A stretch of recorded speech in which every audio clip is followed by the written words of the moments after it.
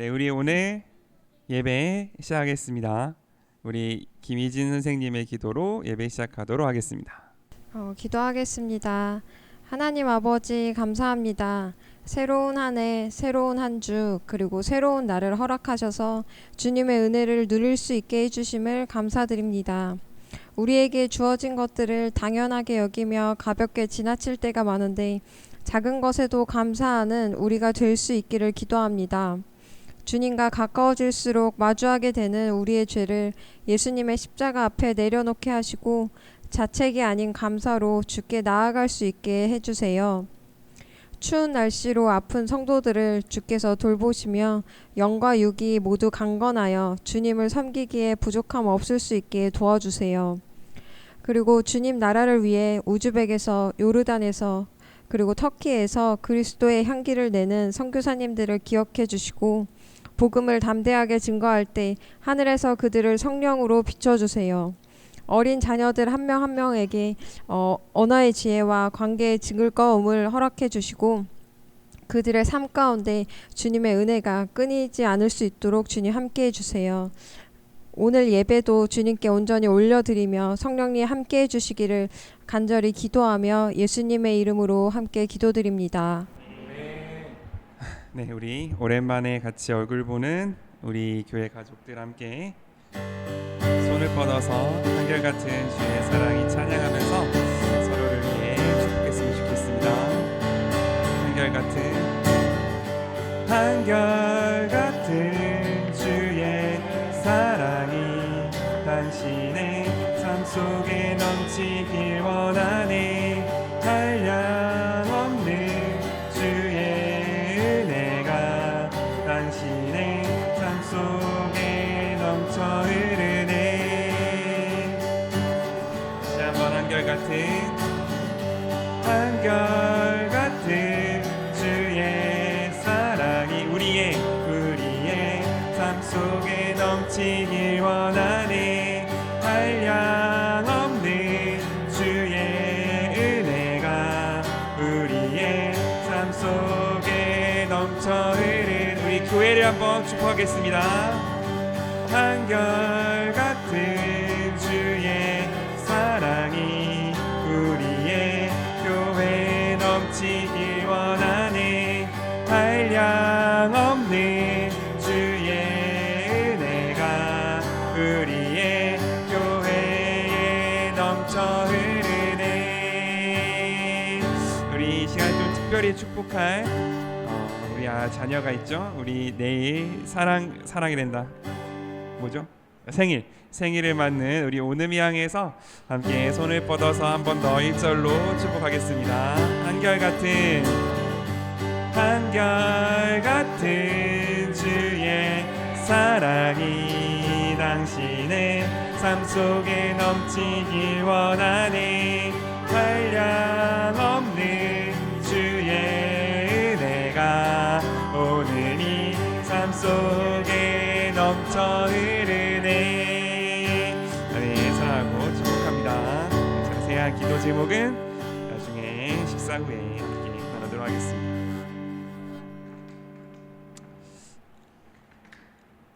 우리 올 한 해도 우리를 이렇게 모이게 해주신 주님께 감사드리면서 우리 함께 모여 예배함을 다시 한번 찬양으로 주님께 올려드렸으면 좋겠습니다. 여기에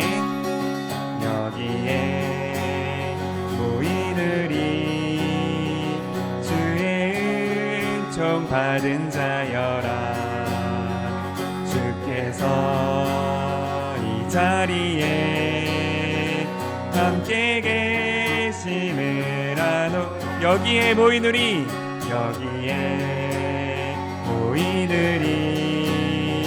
주의 은총 받은 자여라. 주께서 이 자리에 함께 계심을 아노라. 언제나 주님만을 찬양하며 따라가리니 시험을 함께 계심을 알노라. 이 믿음 더욱 굳세라. 주가 지켜주신다. 어두운 밤에도 주의 밝은 빛 인도하여 주신다.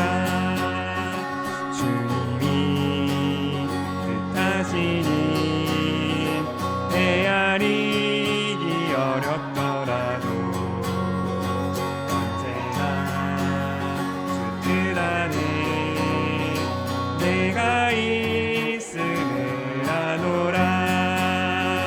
사랑과 말씀들이 나를 더욱 새롭게 하니 때로는 넘어져도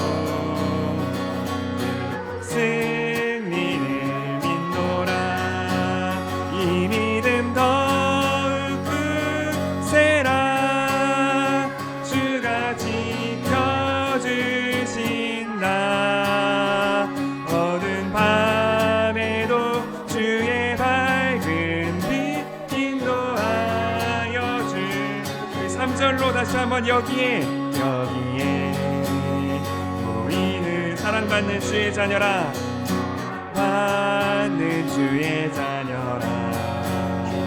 주께서 뜻하신 바 우리 통해 펼치신다. 고통과 슬픔 중에 주님 의지하오니 어려움 이겨내고 주님 더욱 찬양하라. 이 믿음 더욱 굳세라. 주가 지켜주신다. 어두운 밤에도 주의 밝은 빛 인도하여 주. 이 믿음 더욱 굳세라. 주가 지켜주신다. 어두운 밤에도 주의 밝은 빛 인도하여 주신다. 고통과 슬픔 중에 주님 더욱 의지하오니 어려움 주님 더욱 다시 한번 고통과 슬픔 중에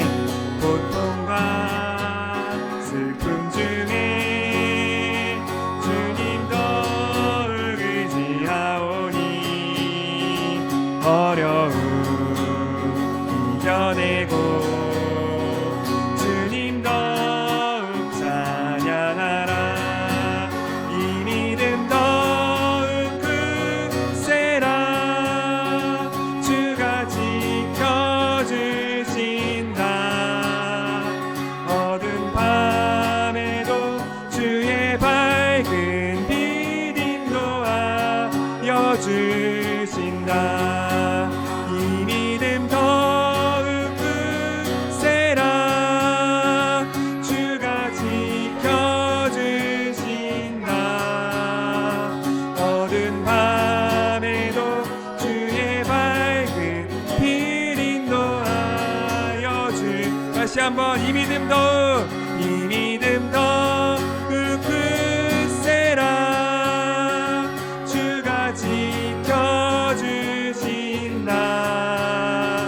어두운 밤에도 주의 밝은 빛 인도하여 주신다. 우리 항상 인도하시는 주님께 영광의 박수 올려드리기 원합니다. 주님 항상 함께 하십니다.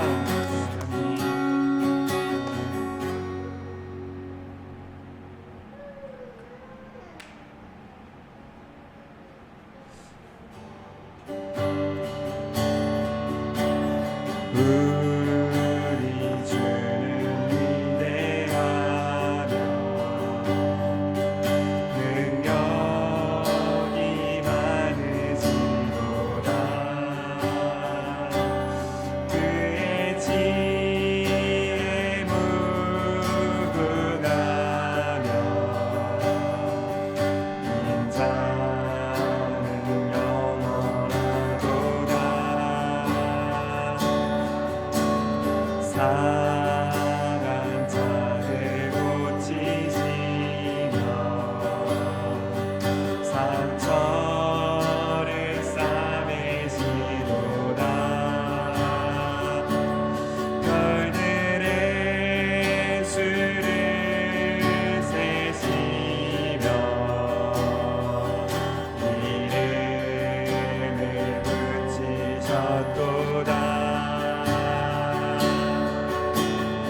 그가 구름으로 하늘을 덮으시며 땅을 위하여 빛 준비하시니 예루살렘아 예루살렘아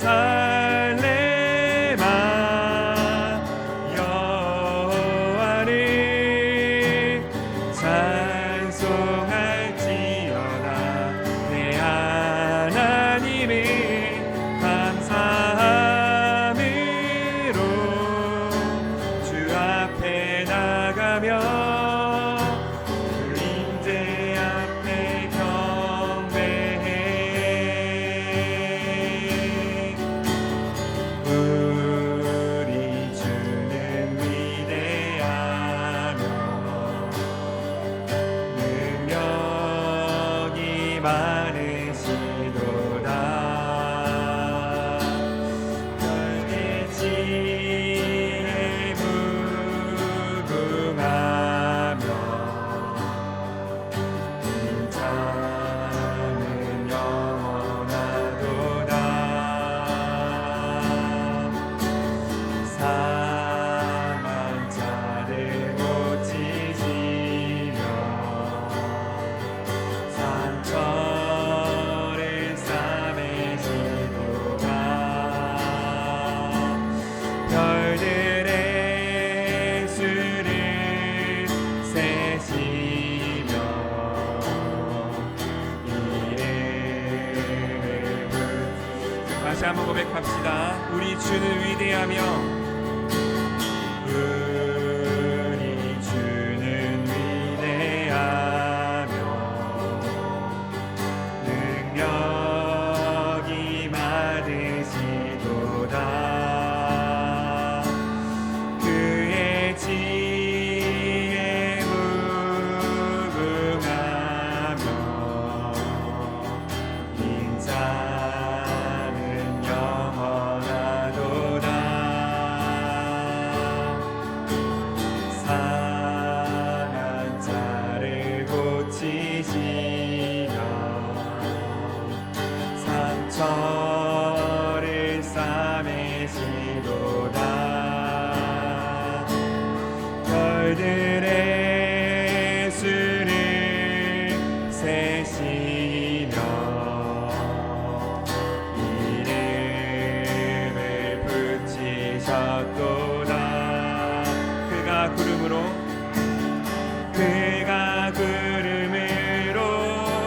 하늘을 덮으시며 땅을 위하여 빛 준비하시니 예루살렘아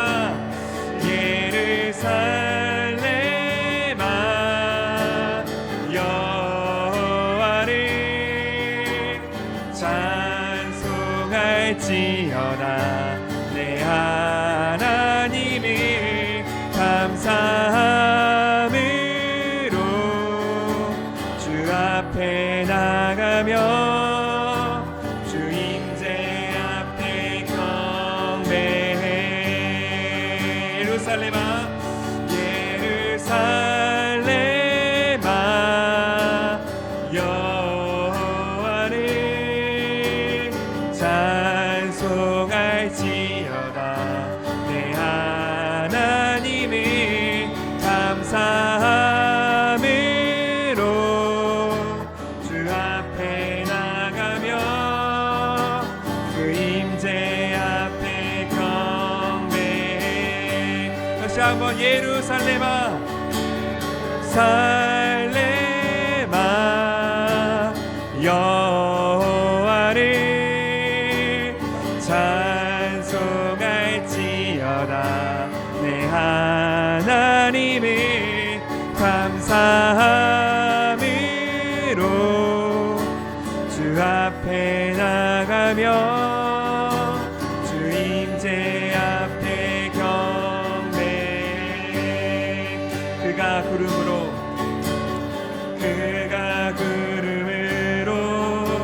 하늘을 덮으시며 땅을 위하여 이 준비하시니 그가 구름으로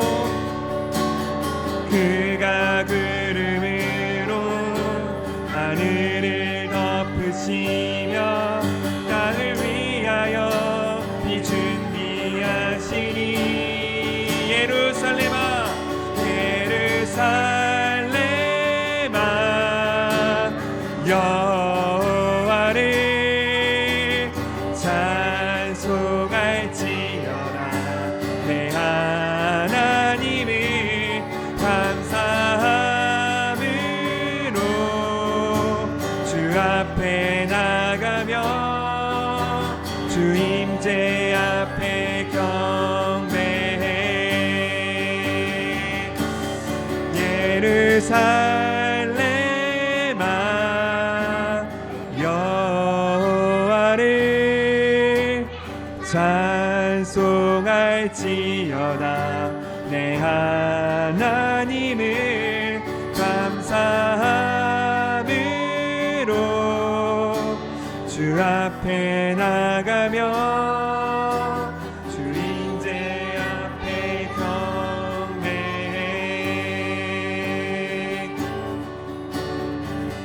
우리 한 시간 한 가지 같이 기도할 때 하나님, 우리를 모이게 하여 주신 주님을, 우리를 사랑하셔서 우리를 부르시고 우리를 예루살렘으로, 가장 사랑하는 당신의 성읍으로, 당신의 신부로 부르시는 주님을 찬양할 수 있기를 원합니다. 하나님, 우리가 우리를 이렇게 부르시고 우리를 보호하시며 우리와 함께 하시는 당신의 그 사랑 안에 거할 수 있기를 원하오니, 우리를 위하여 이른 비와 늦은 비를, 우리를 위하여 햇빛을, 우리를 위하여 당신을 향한 사랑을 준비하신 하나님, 그 하나님을 신뢰함으로 올 한 해 주님 앞에 온전히 믿음으로 걸어가는 우리 되게 하여 주시옵소서. 주님, 우리가 주님을 보는 눈을 볼 수 있고 주님의 음성을 듣는 귀를 열 수 있도록 주여 우리와 함께 하여 주시옵소서. 함께 기도하며 주 앞에 나아가겠습니다. 주님, 감사합니다. 아버지, 우리로 하여금 아버지의 마음이, 우리로 하여금 당신을 바라보는 당신의 뜻을 향한 마음이 아버지 더욱더 넘칠 수 있기 원합니다. 더욱더 아버지 마음 가운데 있을 수 있기를 원하오니, 아버지 우리를 부르시고 우리를 보호하시며 우리를 당신의 신부 삼으시고 당신의 이름 우리 가운데 두시는 그 하나님의 마음을, 그 하나님의 사랑을 지하여 나아가기 원하오니, 아버지 우리가 영원히 함께하여 주시옵소서. 그리하여서 주님, 우리가 하나님의 마음을 담기에, 우리가 하나님의 뜻을 담기에 부족함이 없고 정말 모자람이 없는 거룩한 주의 사랑으로 깨끗한 그릇으로 우리를 세워 주시옵소서. 우리가 하나님의 성읍이 될 때에 주님께서 우리 가운데 거하시고, 우리가 주님을 사랑하는 그 주의 사랑하는 성읍이 될 때에 아버지여, 아버지께서 준비하여 주신 그 늦은 비와 이른 비를, 아버지께서 선께서 예배하신 모든 것을 우리가 믿음으로 취할 수 있을 줄을 믿습니다. 하나님, 그 믿음으로 취하며 나아가는 그리스도인의 걸음 가운데 그 어떤 것도, 그 어떤 어둠의 세력도, 그 어떤 약함도, 그 어떤 부족함도 우리를 틈타지 못할 줄을 믿사오니, 하나님이시여 우리와 함께하여 주셔서 우리의 마음 주님의 뜻 가운데 임하게 하여 주시고, 우리의 뜻 주님의 마음 가운데 임하게 하여 주시어서 하나님, 온전히 주님을 따르며 온전히 아버지 가운데 거하는 그 주를 따라가는 우리가 될 수 있게 허락하여 주시옵소서. 하나님, 우리의 마음 온전히 당신을 따라 걷는 거룩하고 정말 순결한 주의 신부가 될 수 있게 원합니다. 하나님, 그렇게 걸으며 나아가는 우리 가운데 아버지의 마음 우리 가운데 부어주셔서 우리가 이 세상 가운데에서 하나님의 선하시고 기뻐하시고 온전하신 뜻이 무엇인지를 날마다 분별하며 나아가는, 어렵고 힘들더라도 그 뜻 가운데 나아가는 우리 되게 하여 주시옵소서. 주님, 아버지여, 우리를 위하여 늦은 비와 이른 비를 준비하시는 주님께서 우리와 함께 하실 줄을 믿습니다.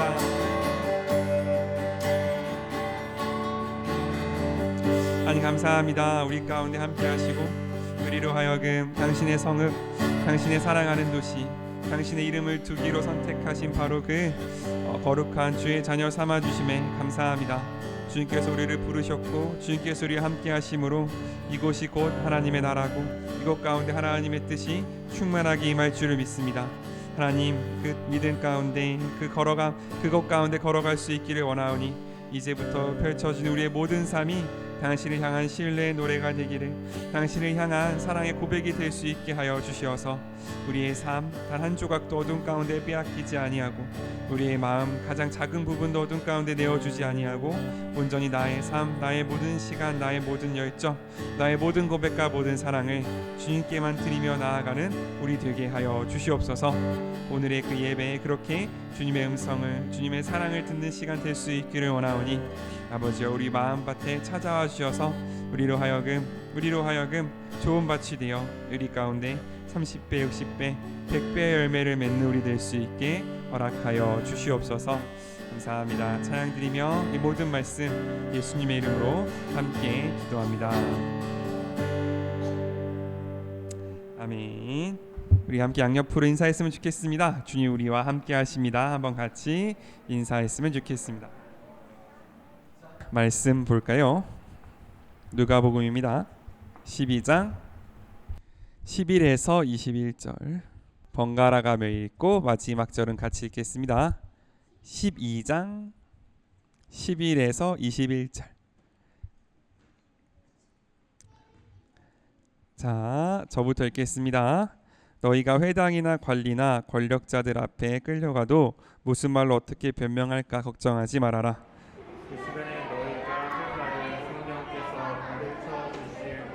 그때 군중 가운데서 어떤 사람이 예수님께 선생님, 내 형더러 유산을 나와 나누어 가지라고 말씀해 주십시오 하였다. 그러나 예수님은 그에게 이 사람아, 내가 너의 재판관이나 제사 나누는 사람인 줄 아느냐 하고 군중을 향해 이렇게 말씀하셨다. 너희는 온갖 욕심을 조심하라. 제 아무리 넉넉하다 해도 사람의 생명이 재산에 달려 있는 것은 아니다. 예수님은 그에게 이런 비유를 말씀하셨다. 기록한 농토를 가진 어떤 부자가 풍성한 수확을 하다. 속으로 내가 곡식을 쌓아둘 곳이 없으니 어떻게 할까?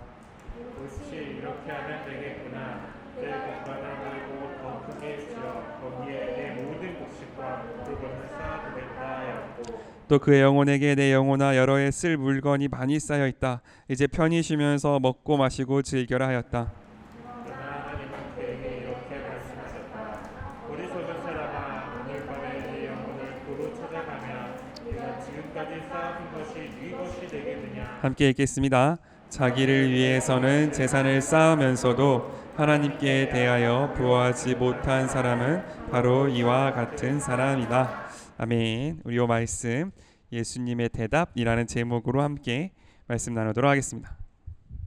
지난주에 우리가 무슨 말씀을 나눴습니까?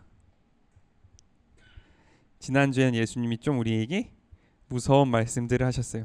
특히 지난주 말씀의 끝이 어떻게 났냐면, 사람들 앞에서 네가 나를 부인하면 나도 너를 모른다고 할 것이고, 나를 알면 나도 너를 안다고 할 것이다. 이런 말씀이었습니다. 그러면서 예수님께서는 이런 거죠. 사람들 앞에서 난 예수님을 압니다. 예수님 안다는 건 그런 분 2000년 전에 사셨죠. 이건 아닐 거잖아요, 그죠? 예수님을 압니다라는 건 뭐냐면, 이때 당시에 이 히브리 사람들, 유대인들이 쓰는 이 안다라는 단어는 뭐냐면 거의 엄마 아빠와의 관계와 같은 겁니다. 내가 나의 아내를, 나의 남편을 안다 할 때 그 안다예요. 그냥 이 세상 어딘가에 그런 사람이 존재한다 이걸 아는 게 아니라, 그 사람이 나랑 관련이 있고 그 사람이 나랑 계속해서 같이 먹고 같이 입고 같이 자는 관계여서 뭘 좋아하고 무엇을 싫어하고 이렇게 친밀하게 서로를 정말 이렇게 아는 그런 걸 안다라고 이야기합니다. 그러니까 사람들이 예수님을 안다라고 말할 때 이거를 두려워할 이유는 뭐였냐면, 이 당시의 상황을 설명하자면, 이 당시에 이스라엘 사람들은 예수님을 굉장히 미워했기 때문에, 왜냐? 예수님이 이 땅 가운데 오셔서 이스라엘 사람들이 가장 중요하게 생각했던 율법, 그 율법을 뛰어넘는 사랑, 십자가의 사랑을 보여주셨을 때 율법 가운데 매여 있었던 이스라엘 사람들은 예수님을 미워했었죠. 그래서 예수님을 너 예수님 아냐? 라고 물어보고 안다. 그러면 이제 잡아서 때리거나 잡아서 죽이거나 감옥에 가두거나 했던 게 요 때입니다. 마치 일제시대 때 독립군 같은 느낌이었다고 보시면 될 것 같아요. 일본 뭐라 그러죠? 순사가 와서 너 김길동이라는 애 아니냐? 뭐 이렇게 말했을 때 압니다 라고 말하면 잡혀가는 것처럼 그런 시대에 예수님 말씀하시는 거예요. 바로 그때 너에게 손해가 있을 것 같을 때, 너의 목숨이 위험할 것 같을 때, 그때 나를 인정하면 나도 너를 알고, 그때 나를 부인하면 나도 너를 모른다 라고 말씀하시는 거죠. 예수님께서 이렇게 말씀하실 수 있는 이유는 뭐냐면, 예수님께서 먼저 당신의 목숨을 걸고 우리를 알기 위해 찾아오셨기 때문입니다. 예수님은 절대로 자기가 안 한 일을 시키지 않아요. 예수님은 절대로 본인이 먼저 보여주시지 않은 사랑을 우리에게 하라고 한 적이 없습니다. 항상 먼저 보여주시고, 항상 먼저 우리에게 다가와 주시고, 항상 먼저 우리에게 사랑을 보여주시고, 그 보여준 사랑을 너희도 하라고 말씀해 주시는 분이 우리 예수님이십니다. 그래야 우리가 그분을 믿고 따라갈 수 있잖아요. 아빠가 맨날 자기는 침대에 누워서 핸드폰 보면서 아들을 보고 너는 핸드폰 하지 마라 라고 말하면 말에 힘이 있습니까? 없습니까? 없죠. 그죠? 똑같은 겁니다. 예수님이 먼저 이제 하시고 그 다음에 이것을 하라고 보여주시는 거죠. 거기에 더하여 어떤 것이 더하여지냐면, 그러면 그 회중들, 내 목숨이 왔다 갔다 하는 그 상황 가운데에서 내가 예수님을 안다고 고백해야 되는데 어떻게 고백할 거냐, 어떻게 예수님을 그 가운데서 나타낼 거냐면 그것도 하나님이 책임지신다는 거예요. 11절과 12절 한번 같이 읽겠습니다. 11절과 12절입니다. 시작. 너희가 회당이나 관리나 권력자들 앞에 끌려가도 무슨 말로 어떻게 변명할까 걱정하지 말아라. 그 시간에 너희가 할 말을 성령께서 가르쳐 주실 것이다. 성령님께서 가르쳐 주신대요. 성령님은 예수님의 영입니다. 즉, 그 상황 가운데에서 예수님이 하셨을 그 말씀, 그 상황 가운데에서 예수님이 하셨을 그 말씀을 우리가 할 수 있도록 하나님께서 도와줄 것이다 라고 말씀하시는 거죠. 그러므로 하나님께서는 우리에게 당신을 향한 우리의 사랑을 보여줄 수 있는, 우리가 예수님을 대언할 수 있는 기회를 주시는데, 그 기회가 어디서 오냐면 회당이나 관리나 권력자들 앞에 끌려갔을 때, 내 목숨이 진짜 왔다 갔다, 내 삶이 왔다 갔다 하는 그 순간에 하나님께서는 우리에게 힘을 주시고 우리에게 능력을 주셔서 우리로 하여금 하나님이 누구신지를 선포할 수 있게 하고, 우리로 하여금 하나님이 어떤 분이신지를 더 자신 있게 사람들에게 선언할 수 있는 그런 기회를, 그런 담대함을, 그런 능력을 우리에게 주신다라는 거죠. 이 과정을 겪은 사람들은 이제 더 이상 회당이나 관리나 권력자들 앞에 서는 것을 두려워하지 않을 겁니다. 더 이상 내가 예수님을 어떻게 전할지 미리 걱정하거나 미리 고민하지 않을 거예요. 그렇기 때문에 하나님은 우리의 삶에 가끔 위기를 허락하십니다. 가끔 어딘가에 끌려가는 것 같은 상황, 내가 말 한마디를 삐끗하면 뭔가 안 될 것 같은 그 상황을 허락하실 때가 있습니다. 느헤미야도 그런 때를 겪었을 때 잠시 묵도하고 잠시 하나님 앞에 간절히 기도하고 주님이 주시는 지혜대로 하나님의 마음을 전했을 때 주님께서 그 모든 것을 선하게 이끌어 가시는 것처럼 우리도 그 주님께서 그렇게 할 말을 우리 가운데 주실 줄로 믿습니다. 우리도 어떤 상황 가운데에서도 두려워하지 않고 다만 예수님을 시인하는, 예수님을 내가 압니다. 나 그분 분명히 알고 그분 분명히 나한테 선한 분이시고 그분 분명 나의 하나님이십니다 라고 고백할 수 있는 그 믿음, 그 믿음이 우리 가운데 성령을 초대하는 통로가 된다는 사실을 우리가 꼭 기억할 수 있으면 좋겠습니다. 아멘. 네, 아멘. 그래서 이제 예수님께서 이런 말씀을 막 하시는데 어떤 사람이 끼어들었어요. 어떤 사람이 끼어들었습니까? 13절에 보면 선생님, 내 형더러, 내 형, 나더 유산을 나와 나누어 가지라고 말씀해 주십시오라고 말하는 사람이 끼어들었습니다. 이게 무슨 말이냐면 아버지가 돌아가시면, 그죠? 아버지가 돌아가시면 유산을 나누어 가지게 되어 있습니다. 그럴 거잖아요, 그죠?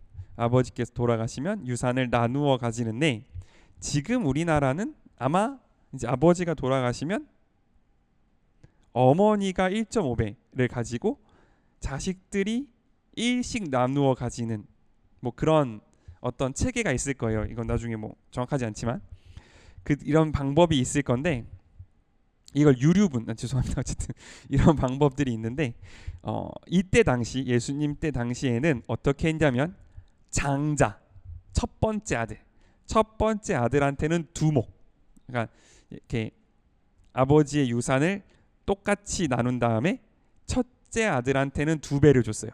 2배를 주고 나머지 아들들한테 하나씩 나누어 주는 게 그때 당시의 관습이었습니다. 이거는 예를 들어 제가 아들이 3명 있는데 둘째 아들을 내가 더 이뻐한다고 해서 줄 수 있는 것도 아니었어요. 이건 하나님의 말씀으로 정해져 있는 거여서 무조건 첫째 아들한테는 2배의 축복을 주는 거, 2배의 유산을 주는 게 하나님의 법이었습니다. 그러니까 장자권을 팔아먹은 에서가 진짜 대단한 사람인 거죠. 팥죽 한 그릇에 내 유산의 2배를 갖다 판 거니까 그것도 나름 대단한 사람이다 할 수 있는데 뭐 어쨌든 그런데 지금 요 상황만 보면 어떤 상황인 걸로 보이냐면 마땅히 이 동생이 받았어야 할 몫을 형이 안 주고 있는 상황인 것 같아요. 뭐 받았는데 욕심으로 더 달라고 하는 건지 아니면 아예 아무것도 못 받아서 예수님한테 탄원하러 온 건지 그거는 잘 모르겠습니다. 다만 여기 나와 있는 얘기를 보면 이 동생이 받아야 할 유산을 못 받았거나 적게 받았거나 혹은 뭐 받았더라도 뭔가 자기가 불합리하다고 느끼는 게 있기 때문에 예수님께 나아온 거죠. 그때 예수님의 대답이 14절입니다. 14절 우리 한 번만 같이 읽을까요? 14절 한번 같이 읽겠습니다. 시작. 그러나 예수님은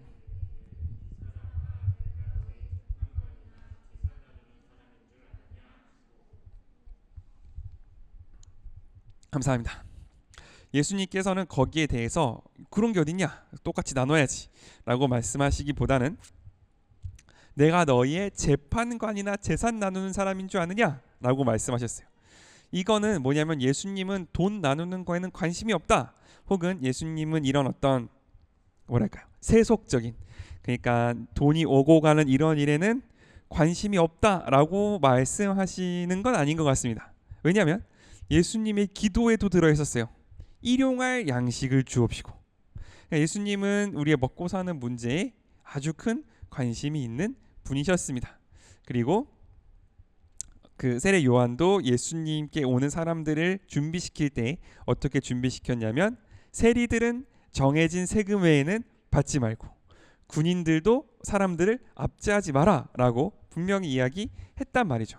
그러니까 예수님은 이런 어떤 거창하게 말하면 사회 정의 이거에 관심이 없기 때문에 그 말을 하면 안 된다라고 말했다기보다는 그 어떤 걸 짚고 싶으신 거냐면 15절처럼 온갖 욕심을 조심할 것을 먼저 말씀하고 싶으셨던 거예요. 이 온갖 욕심은 어떤 거냐면 이런 겁니다. 16절에서부터 21절까지 나오는 한 부자의 이야기를 하십니다. 어떤 부자가 있었습니다. 비옥한 농토를 가졌대요. 비옥한 게 뭡니까? 비옥한 게 뭐예요? 농토가 곡물이 아주 잘 자라는, 흔히 땅이 기름지다고 말하는 그 상태.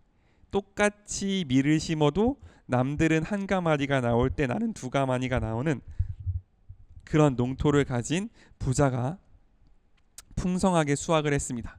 이때 당시야 농사를 지을 때니까 이렇게 표현했지만 간단히 요즘 말로 하면 돈을 많이 벌었어요. 돈을 엄청나게 많이 벌었습니다. 더 이상 쌓아둘 곳이 없을 정도로 돈을 많이 벌었어요. 이제 뭐 내가 쓰는 것보다 돈이 벌리는 게 더 빠를 정도로 돈을 벌었습니다. 그런 사람한테 걱정이 있는데 뭐냐면 17절에 있어요. 내가 곡식 쌓아둘 곳이 없다 라는 걱정이 생겼습니다. 돈이 너무 많이 있어서 이 돈을 어디다가 두지? 라는 걱정을 한 번쯤 해볼 수 있습니다. 행복하겠다라는 생각을 하기는 하는데 한번 해봐야 그죠? 나도 회개를 어쨌든 그러니까 우리는 이쪽으로 회개할 일이 없는 그런 사람들인 건데 어쨌든 돈이 너무 많아서 이 돈을 어떻게 해야 되냐, 이걸 어디다가 써야 되냐라는 고민을 할 정도로 돈을 많이 벌었습니다. 그래서 이 사람이 낸 아이디어, 이 사람이 낸 해결책은 뭐냐면 더 많은 곳간, 더 많은 투자처, 더 많은 어떤 이 포트폴리오를 쌓아서 이거를 가득히 쌓아두고 이제 더 이상 내가 고민하지 않아도 돼. 더 이상 내 삶의 근심은 끝났고 내 삶의 어떤 걱정은 끝났다. 이것만 있으면 내 삶을 완벽하게 평화롭다라는 그 상태를 만들어 두자가 이 부자의 결론이었습니다. 이 부자의 고민은 이 많은 재산을 어떻게 할까가 고민이었고 결론은 이 많은 재산으로 내가 평안을 누리자가 결론이었던 거죠. 그런 결론을 짓고 있는 사람에게 하나님이 말씀하십니다. 하나님 말씀하십니다. 20절입니다. 우리 20절 한 번만 같이 읽도록 하겠습니다. 20절 시작. 그러나 하나님은 그에게 이렇게 말씀하셨다. 어리석은 사람아, 오늘 밤에 내 영혼을 도로 찾아가면 내가 지금까지 쌓아둔 것이 이것이 되겠느냐. 아멘. 뭐예요? 오늘 밤에 이 부자의 영혼을 찾아가신대요. 그러면 부자가 그렇게 쌓아뒀던 그 많은 돈들, 부자가 그렇게 쌓아뒀던 그 많은 재산은 하나님 앞에 섰을 때 의미가 있어요, 없어요? 없다라는 거죠. 더 심각한 건 뭐냐면 이 사람은 다시 그 재산을 가지러 땅에 돌아갈 수 있습니까, 없습니까? 없어요. 어디서 영원히 살아야 돼요? 하늘나라에서 하나님과 영원히 살아야 됩니다. 여기 써여 있는 것으로 봤을 때에는 이 사람은 하늘나라에는 많은 것을 쌓아두지 않은 사람인 것 같습니다. 그럼 이 사람은 앞으로 영원히 어떻게 살까요? 가난하게 살 겁니다. 이게 하나님께서 우리에게 주시는 지혜입니다. 지혜는 뭐예요? 이 땅에 쌓아두는 것이 아니라 하늘나라에 하나님이 보시기에 많은 재물을 쌓아두는 것이 지혜라고 우리에게 말씀해 주시는 거죠. 그런데 만약에 어떤 사람이 하늘나라라는 건 없다라고 생각한다고 생각해 봅시다. 하늘나라라는 건 없어. 그런 게 어딨어. 이 땅이 전부지 라고 생각하는 사람에게는 많은 재물을 하나님 앞에 쌓으려는 사람, 이 땅에서 더 많이 벌고 이 땅에서 더 많은 것을 누리고 여기서 더 좋은 것을 가지려고 하는 것보다 하나님이 보시기에 착한 일을, 하나님이 사랑하는 사람들을 사랑하고 하나님이 도우려는 사람들을 돕고자 하는 사람, 즉 천국에 많은 것을 쌓아두려고 하는 사람들을 볼 때에는 어떤 느낌이 들까요? 이상한 사람이란 느낌이 들겠죠. 저 사람은 왜 그냥 돈을 버리나? 저 사람은 왜 그냥 곡식을 버리는가? 자신에게 아무런 유익도 없는 일을 왜 하고 있는가에 대해서 뭐랄까요? 굉장히 이상한 사람이라는 생각이 들 겁니다. 이게 그리스도인, 예수님을 믿는 사람들, 영원이라는 것이 있다라는 것을 알고 있는 사람과 모르는 사람의 결정적인 차이입니다.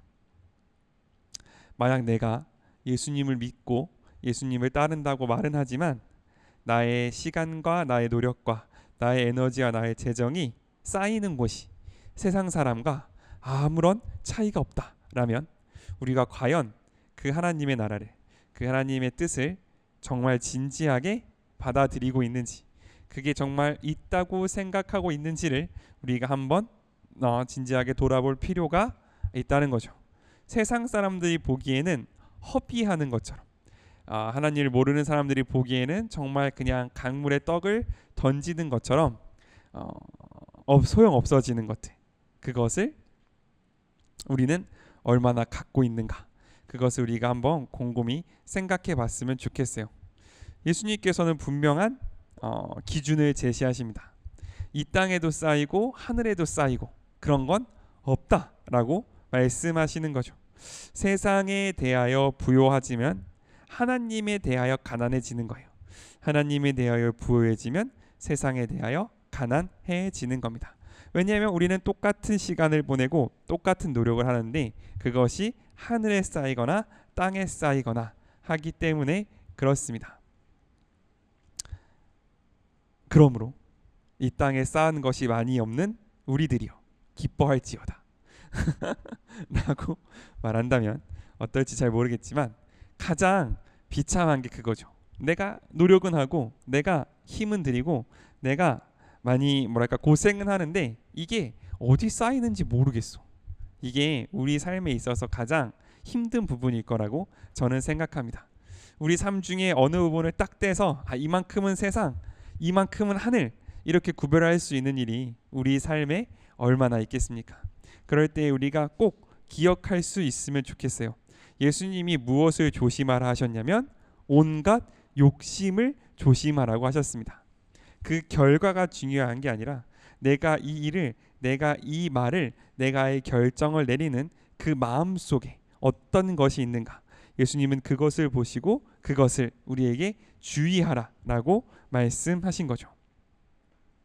즉 예수님은 어떤 행동을 함에 있어서 그 행동이 어디로 가냐는 것은 그 행동이 결과가 막 많은 열매를 거뒀거나 혹은 그 결과가 너무 많은 좋은 영향력을 미쳤거나 그 결과가 너무 사람들 보기에 아름답기 때문에 이건 하늘로 가고 그렇지 않기 때문에 이건 땅에 쌓이는 그런 것이 아니라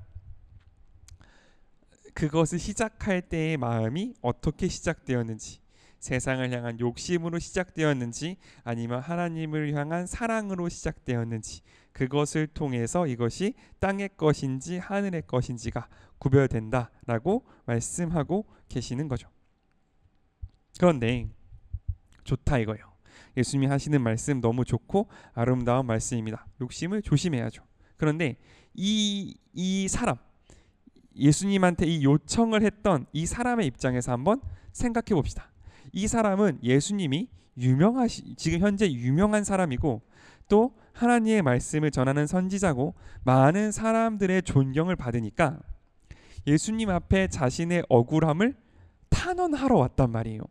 그러니까 이 사람이 정말 무슨 이렇게 나쁘게 사기를 쳐서 뭔가 받을 것보다 더 많이 받으려고 했다면 그 당시 거룩한 사람이라는 평가를 받고 있던 예수님을 찾아오진 않았을 것 같아요. 제 생각에는 뭔가 진짜 억울한 일이 있고 정말 이 형이 내가 받을 것마저 안 줘서 그 억울함을 가지고 왔단 말이에요.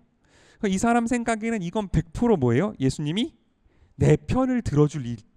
이거는 당연히 형을 나쁜 놈이라고 해주시고 내가 받을 몫을 받으라고 말해 주실 일이라고 생각했기 때문에 자신 있게 하나님의 사람이라는, 죽은 사람도 살린다는 이 예수님한테 이 문제를 가져왔을 거란 말이죠. 근데 예수님이 그 사연을 듣고 너 진짜 불쌍하다라고 말씀해 주신 게 아니라 먼저 누가 나더러 너의 재판관이나 재산 나누는 사람을 했냐라고 면박을 주셨을 뿐만 아니라 야, 다 들어봐 얘처럼 욕심을 부리면 안 돼 이렇게 말씀하셨단 말이죠.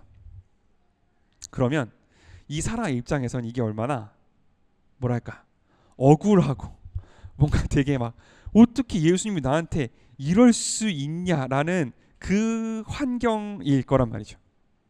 우리가 예수님을 따르고 예수님 앞에 기도하고 예수님 앞에 무언가를 이야기하다 보면 이러한 경우가 종종 있습니다.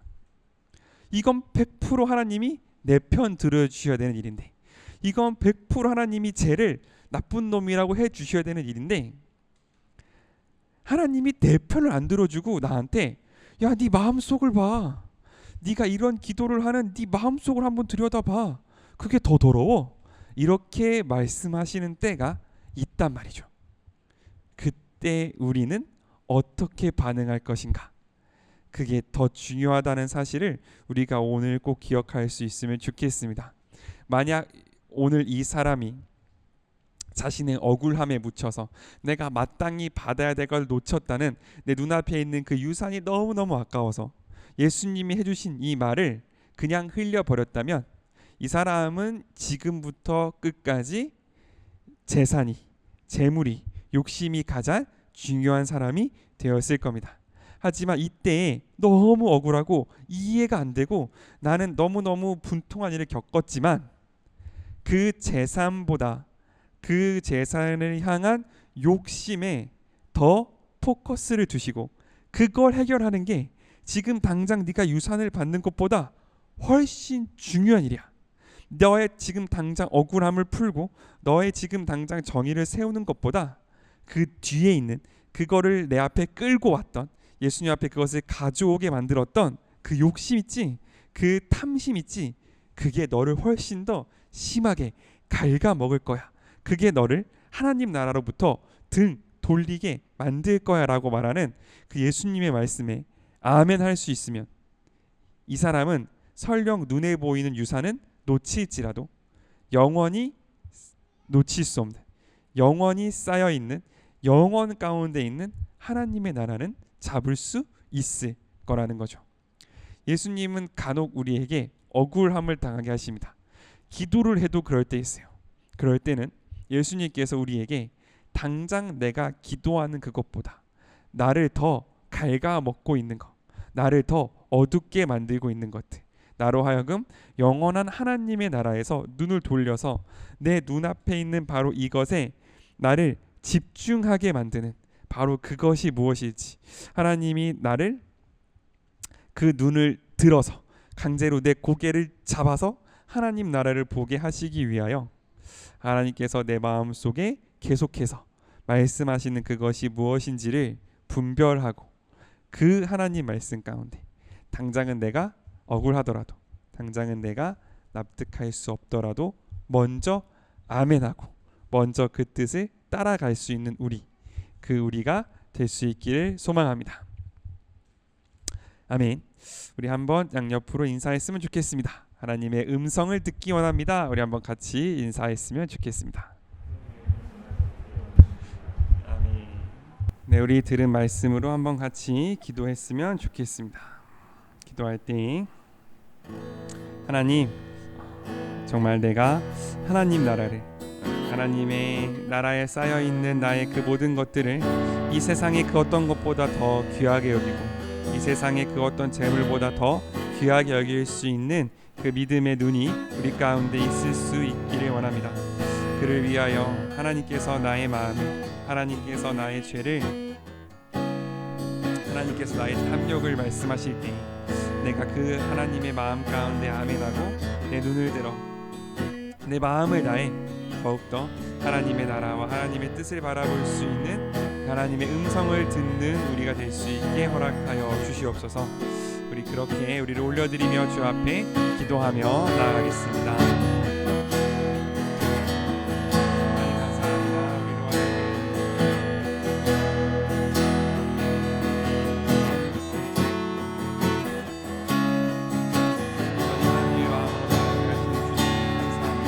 우리가 그렇게 하나님의 뜻 가운데 거하고 우리가 그렇게 하나님의 마음 가운데 있으므로 우리가 하나님의 마음에 하나님의 능력을, 하나님의 그 자비로우심을 알 수 있기를 원합니다.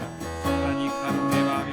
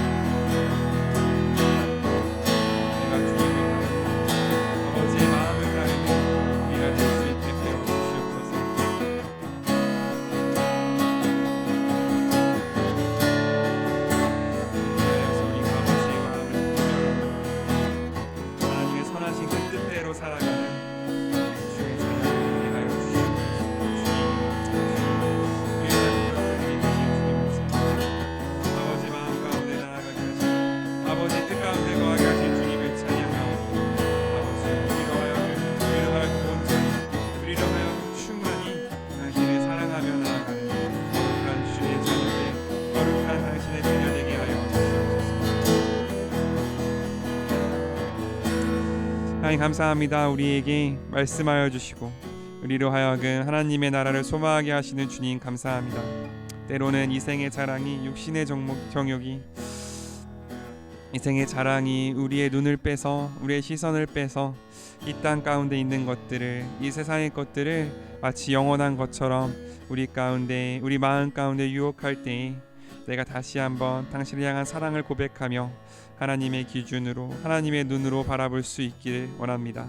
그리하여서 주님 이 땅 가운데에서 하나님께 대하여 부요한 사람들이 될 수 있기를 원하오니 하나님 우리의 마음 날마다 깨끗하여져서 날마다 더 정결하여져서 그 하나님의 나라를 하나님 나라에 쌓여 있는 나의 상급으로 기뻐할 수 있는 그 기쁨이 날마다 충만한 우리가 될 수 있도록 아버지 우리와 늘 함께하여 주시옵소서. 여호와는 내게 복을 주시고 너를 지키시기를 원하며 여호와는 그의 얼굴을 내게 비추사 은혜 베푸시기를 원하며 여호와는 그 얼굴을 내게로 향하여 드사 평강 주시기를 원하노라. 아멘.